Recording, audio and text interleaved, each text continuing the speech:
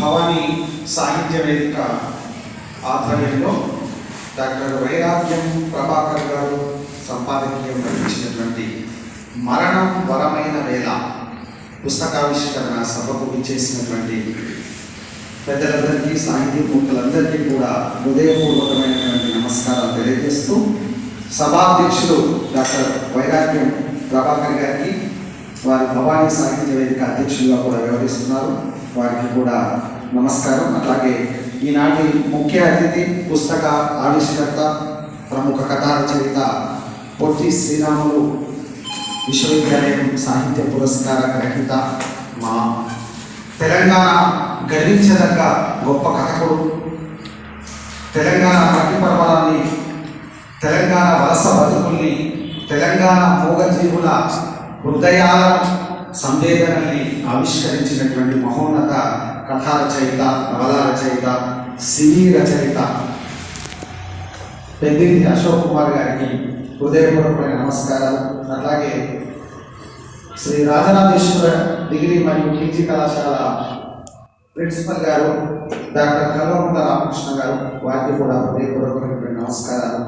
ప్రముఖ రచయిత, జాతీయ సాహిత్య పరిషత్ తెలంగాణ ఉపాధ్యక్షుడు, బాల సాహితీవేత్త పెద్దలు శ్రీయుతులు ఐతా చంద్రయ్య గారికి, అట్లాగే తెలంగాణ రాష్ట్ర అధ్యక్షుడు, ప్రముఖ కవి, గాయకులు, మంచి గజల్స్ పాడడంలో నిపుణులు అయినటువంటి శ్రీ రాజోజు నాగభూషణ గారికి, వీరందరికీ కూడా హృదయపూర్వకమైన నమస్కారాలు తెలియజేస్తూ, అలాగే వేదిక ముందు ఉన్నటువంటి చాలామంది పెద్దలు ఉన్నారు, వారందరికీ కూడా నా యొక్క నమస్కారాలు తెలియజేస్తూ, అలాగే కార్యక్రమంలో పెద్దలందరినీ కూడా ఆహ్వానించినటువంటి ఆత్మీయ మిత్రుడు శ్రీ కాసు మహేందర్ రాజు గారు, ప్రముఖ గాయకులు, ప్రభుత్వ ఉపాధ్యాయులు, వారికి కూడా నమస్సుమాంజలి తెలియజేస్తూ,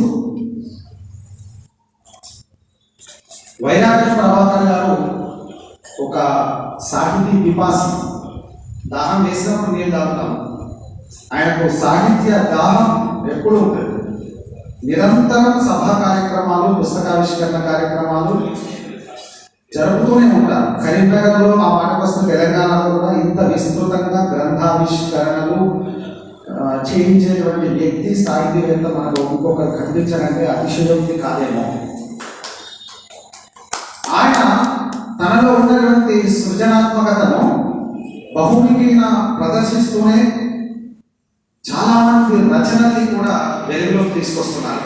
ఆయన తన రచనల్ని ప్రదర్శించేటువంటి కౌశలం ఉన్నటువంటి వారు, అట్లాగే వేరే వారు రాసినటువంటి రచనల్ని కూడా బయటకు తీస్తారు. అలాంటి సహృదయత కలిగినటువంటి సాహిత్యవేత్త.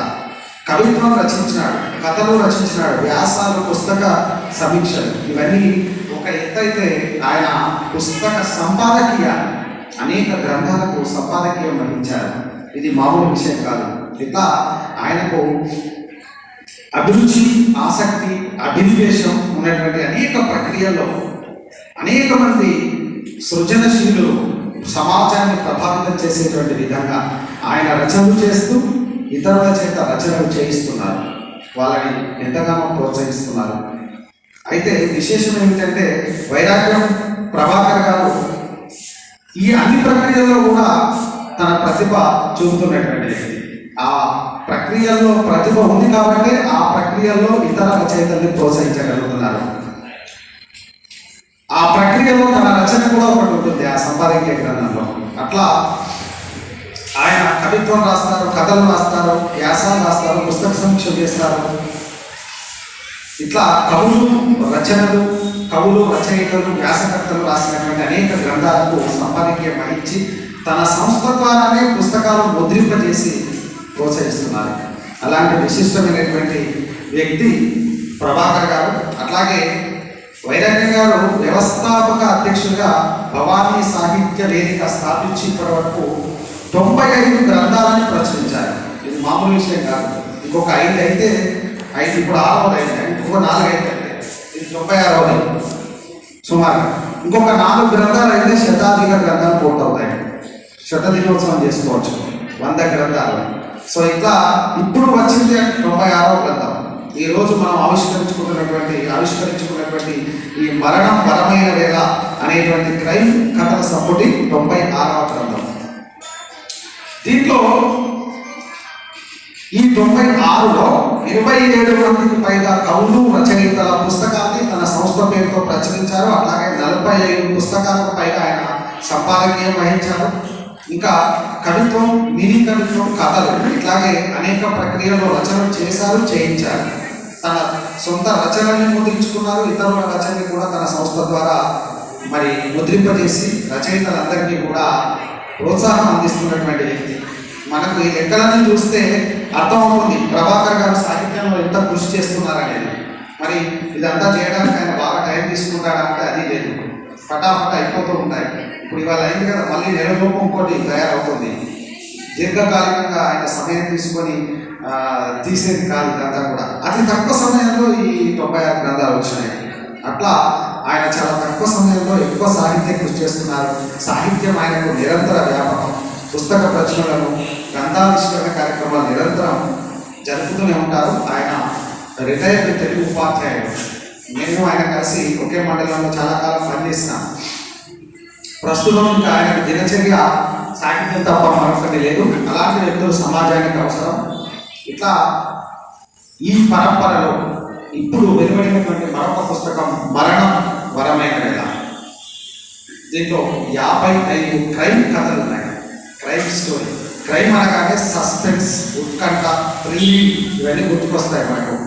ముఖ్యంగా ఒక తరంలో 90స్లో, ఈ 80స్లో 90స్లో అనుకుంటాను ఎక్కువగా ఈ క్రైమ్ కథలు వస్తూ ఉండేవి. సాధారణంగా ఈ క్రైమ్ కథల నేపథ్యాన్ని పరిశీలించినప్పుడు మనకు తెలుగు సాహిత్యంలో కన్నా, భారతీయ సాహిత్యంలో కన్నా ఆంగ్ల సాహిత్యంలో ఎక్కువగా ఈ క్రైమ్ స్టోరీస్ అనేవి కనబడుతూ ఉంటాయి. బహుశా మన భారతదేశం విభిన్నమైనటువంటి సంస్కృతి సంప్రదాయాలకు నిలయమైంది. అట్లాగే భారతదేశంలో పూర్వకాలం నుంచి కూడా ఇతర దేశాలతో పోలిస్తే కాస్త క్రైమ్ రేట్ తక్కువ. సో సమాజం ఏదైతే ఉంటుందో సమాజాన్ని సాహిత్యం కూడా ప్రతిబింబిస్తుంది.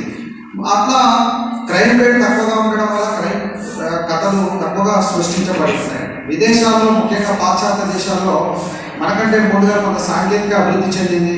డబ్బు, ఇతర వ్యసనాల ప్రభావం అధికంగా ఉంది అక్కడ. సో బహుశా ఇలాంటి కారణాలు కావచ్చు, లేదా కుటుంబ నేపథ్యాలు, ఆచార వ్యవహారాలు అక్కడ బలంగా లేకపోవడం వల్ల కావచ్చు ఎక్కువగా క్రైమ్ చోటు చేసుకుంటుంది. ఈ కారణంగా అక్కడ బహుశా ఆ నేపథ్యంలో క్రైమ్ కథలు విదేశాల్లో, ముఖ్యంగా పాశ్చాత్య దేశాల్లో ఎక్కువగా ఉద్భవించినాయేమో అని చెప్పి నేను భావించాను.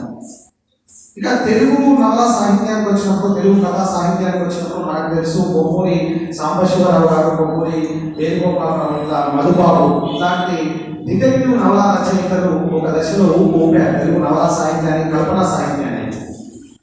ఇట్లా వాళ్ళు అనేక నేరాలు, అపరాధ పరిశోధనలకు పెట్టి పేరు ఆ రచయితలంతా కూడా.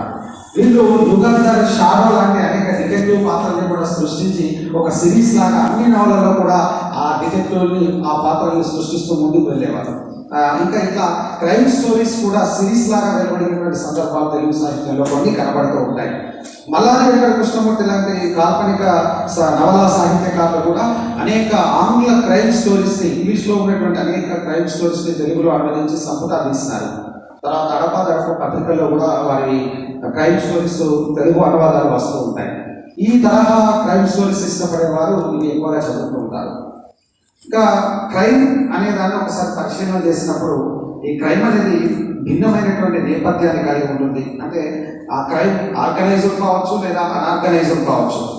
నేరం జరిగినప్పుడు ఆ నేరం చేసినటువంటి వారిని పట్టుకునే ప్రక్రియను అపరాధ పరిశోధనగా భావిస్తారు. అలాగే సమాజంలో వ్యక్తుల మధ్య ఘర్షణలు చోటు చేసుకున్నప్పుడు, అలాగే వివాదాలు చోటు చేసుకున్నప్పుడు ఆ గొడవలు తలెత్తడం అనేది మనకు కనబడుతుంది.